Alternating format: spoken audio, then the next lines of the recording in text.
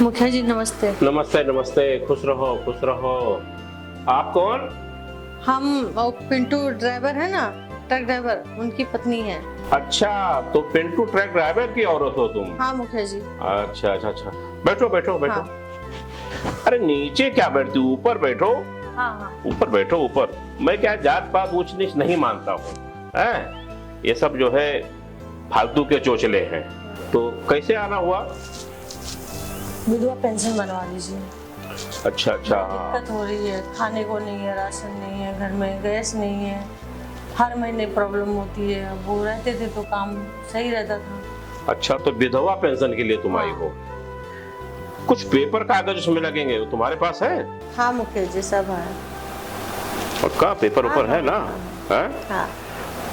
भाई वह जो पिंटू ड्राइवर था बहुत बढ़िया आदमी था, लेकिन अफसोस है इस चीज के लिए, तो इस भरी जवानी में बेचारा वो छोड़ के तुमको चला गया है। क्या करें? ये चीज के लिए तो हमको भी तकलीफ है, लेकिन क्या कर सकते हैं इसके लिए, है? अच्छी हो तुम एकदम, है? विधवा पेंशन का तो तुम फिक्र ही मत करो, समझो बन गया तुम्हारा, क्योंकि जहां हम साइन कर देते हैं ना वो चीज होके ही रहता है। हाँ मुखिया जी, ये तो पता है। हाँ। लेकिन क्या है, इसका थोड़ा बहुत फीस वहां पर भरना पड़ता है। फीस? हाँ। कैसी फीस मुखिया जी? अब फीस का अभी क्या बोलूं, अभी आप आके पहले ही बोलो कि बड़ा गरीबी है, पैसा रुपया बोलूं तो वो तो है नहीं तुम्हारे पास। खाने को पैसे नहीं, फीस कहाँ से देंगे? बहुत दिनों से भूखी होंगी आप। हाँ, 4 दिन से खाना नहीं खाया। 4 दिन से खाना नहीं खाए? अब पिंटुआ का गुजरे कितना दिन हो गया? 7 महीने हो गए। 7 महीने हो गया, तो ये भी 7 महीने से तुम भूखी ही होंगी। जब पति नहीं रहा मुखिया जी तो कहाँ से क्या करें? अब इन सब चीज़ों में मुझे इंटरेस्ट भी नहीं रहा। इंटरेस्ट नहीं रहा? अब वो था तब इंटरेस्ट था। तो पति था तो रहेगा ना। और पति के जैसा कोई अगर मिल जाए तो इंटरेस्ट बढ़ जाए। इन सब में मुखिया जी मुझे इंटरेस्ट नहीं है। अब मैं बस विधवा पेंशन तो बनवाना है ना? हाँ। तो उसके लिए फीस तो लगेगी ना? तो मतलब कहने का क्या है? अब मतलब यही, अब क्या मतलब है, सीधा मतलब यही है कि पिंटुआ का शादी हुआ था तो कुछ किया था, सुहागरात वाद मनाया था नहीं मनाया था? हाँ मुखिया जी, मनाया था ना? तो वही, अब बात को क्या पूरा वो खोल के दिखा दूं, खोल के समझाऊं? इतनी भरी जवानी में छोड़ गया वो बेचारा, लेकिन उसकी भी क्या गलती थी? ऊपर वाले के आगे किसकी चलती है? क्या कर रहे हैं आप? नहीं, वो क्या है ना, विधवा पेंशन का जो फीस है ना तो थोड़ा सा ज्यादा लेते हैं लोग। तो मुखिया जी ये सब मत कीजिए, मैं विधवा हूँ मुखिया जी। अरे विधवा हो, इसका क्या विधवा विधवा लगा के रखी हो? ये सब वो ऊपर से देखेंगे तो क्या सोचेंगे मुखिया जी? ऊपर से देखने का, कौन ऊपर से नीचे देखता है? और ये सब बकवास है, ये सब कहावत है, कोई ऊपर से नीचे नहीं देखता है। बात को समझ रही हो ना? यहाँ जो नीचे से देख रहे हैं उनको तो दिखा नहीं रही हो, और ऊपर वाले को बोल रहे हो कि नीचे से देख रहे हैं। जो भाई जो देख रहा है उसको दिखाओ ना। माफ कर दीजिए मुखिया जी। अरे मेरी बात तो सुनो, जो देखने को तैयार है उसको तो दिखा नहीं रही हो, और ऊपर वाले के टेंशन में तुम गुजार रही हो। नहीं, अरे बात तो सोचो।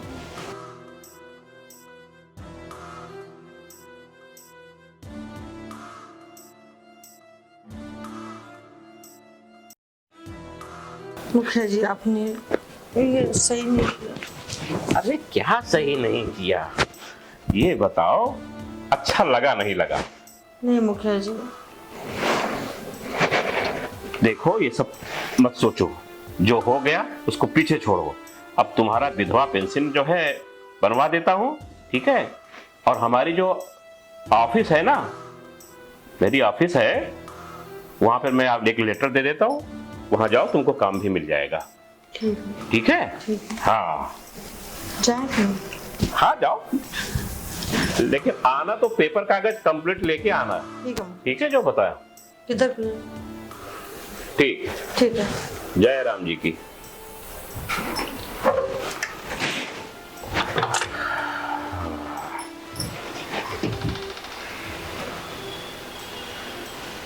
भाई वाह, अच्छी औरत है। वाह, अब तो ये हमेशा आती रहेगी और बजा देती रहेगी। विधवा है, इसके आगे पीछे कोई है ना। ससुरी क्या बोल रही थी कि ऊपर से देखता है? बस ऐसा कहाँ होता, कौन ऊपर से दे? अरे हम नीचे से देखते हैं और देखते ही रहेंगे, है? और हमेशा इसको बुलाते रहेंगे। मुखिया जी ने मुझे काम दिला दिया, विधवा पेंशन भी दिला दिया।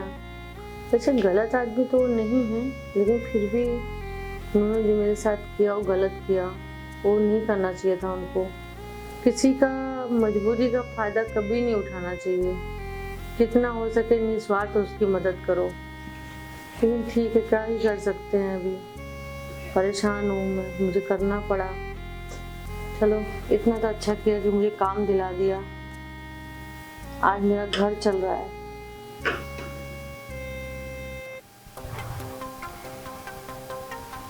मुखिया जी जरा जोर जोर से सांस लीजिए। एक बार और, एक बार और।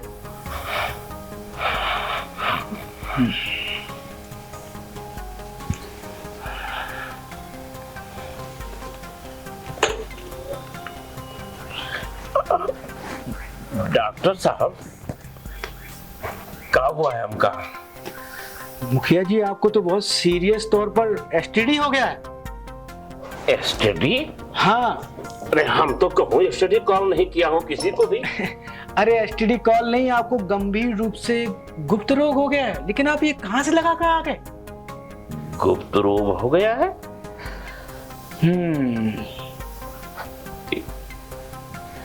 आप बराबर चेकिंग तो किए हो ना डॉक्टर साहब?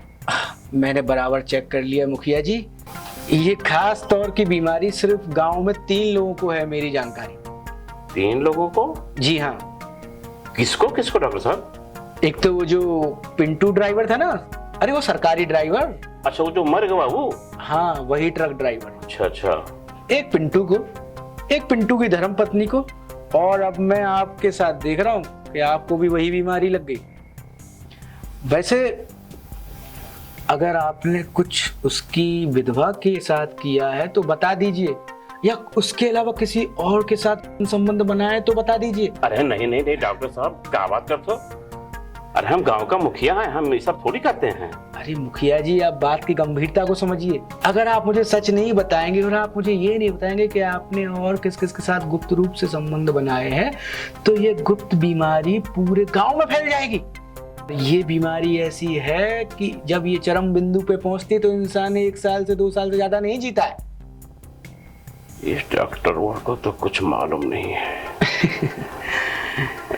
लेकिन एक बात तो ये सही कह रहा है कि पिंटुआ के औरत के साथ तो हमारा नाजायज संबंध है, और उस ससुरी को भी बीमारी है। कोई ये चीज पे तो ये सही कह रहा है। अरे नहीं डॉक्टर साहब, हम तो भी किसी के साथ ऐसा हमारा कोई गलत रिश्ता नहीं। हम गांव का मुखिया हैं तो सारे लोग हमारे पास आते हैं अपने काम के लिए। ठीक है मुखिया जी, आप कहते तो मैं आपकी बात मान लेता हूँ, लेकिन जब भी आपका दिल करे मुझे सच बता दीजिएगा। और वैसे भी मैं आपको एक और सच बता देता हूँ, ये बीमारी लाइलाज है, इसका इलाज नहीं हो सकता। अब बस आप अपने आप को मेंटेन ही रख सकते हैं। कुछ दवाइयां मैंने लिख के दी हैं, आप उनका सेवन कीजिए। और अब किसी और से संबंध बनाने से पहले कुछ प्रोटेक्शन यूज कीजिए। डॉक्टर साहब, एक बात आपसे और पूछनी था। इस ससुरा इधर एक फोड़ा हो गया था, बहुत परेशान हैं हम, लेकिन ठीक नहीं हो रहा है। यही यहाँ कर कौन दवाई दे देते आप, ठीक तो हो जाता। यही तो विडंबना है मुखिया जी कि इस बीमारी में छोटे मोटे घाव भी जल्दी नहीं बढ़ते। आपके इम्यून सिस्टम पे अटैक करती है ये बीमारी। हाँ, रोग प्रतिरोधक क्षमता पे ही अटैक करती है, और ये उसके ही लक्षण। तो अब आपको बहुत एहतियात बरतनी होगी। परहेज करने होंगे। आप बस एक कड़वा सच सुन लीजिए, आप अब बताइए। बस 1 या 2 साल के मेहमान हैं। माफ कीजिए। बाप, ई का होगा हमसे।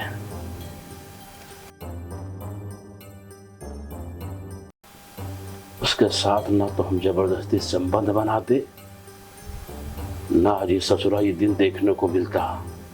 इतनी बड़ी बीमारी, इस गांव के मजबूर औरतों को हमने बहुत फायदा उठाया है। शायद उसी का सजा ये भगवान हमको दे रहा है। कोई डॉक्टर वह सही बोल रहा है, ये जानता है सब। हे भगवान। क्या सोच रहे हैं मुखिया जी? नहीं नहीं, वही जो तुम बोल रहे हो कि ये प्रोटेक्स का कुछ बोल रहे थे ना, प्रोटेक्स। मैं आपसे बस ये कह रहा हूँ कि अब आप अगर किसी अन्य व्यक्ति के साथ गुप्त संबंध बनाएं तो कुछ प्रोटेक्शन का इस्तेमाल करें, सुरक्षित संबंध बनाएं। समझ रहे हैं ना? छतरी का इस्तेमाल करें। अरे नहीं नहीं नहीं डॉक्टर साहब, हम इस गांव के अच्छे आदमी हैं, जाने माने आदमी हैं, इज्जतदार आदमी हैं। ठीक है जी मुखिया जी। ठीक है, आप जा सकते हैं। जय राम जी की। कमला, अब कैसी तबीयत है तुम्हारी? ठीक है डॉक्टर साहब। दवा तो वक्त पे ले रही हो ना? हाँ हाँ। ठीक है।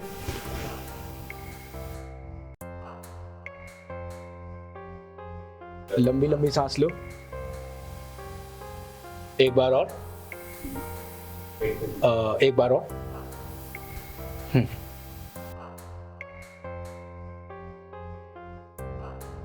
गहरी सांस लेती रहो।